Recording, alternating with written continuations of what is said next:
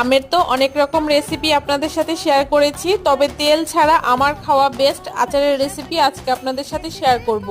তার জন্য আমগুলোকে খুব ভালো করে খোসা ছাড়িয়ে 2 টুকরো করে কেটে নিয়ে একটা ছুরির সাহায্যে এরকম একদম সরু সরু করে আমগুলোকে কেটে নিয়েছি। আর তারপরে নুন জলে খুব ভালো করে 1 ঘন্টার মতো ভিজিয়ে রেখে দিয়েছিলাম।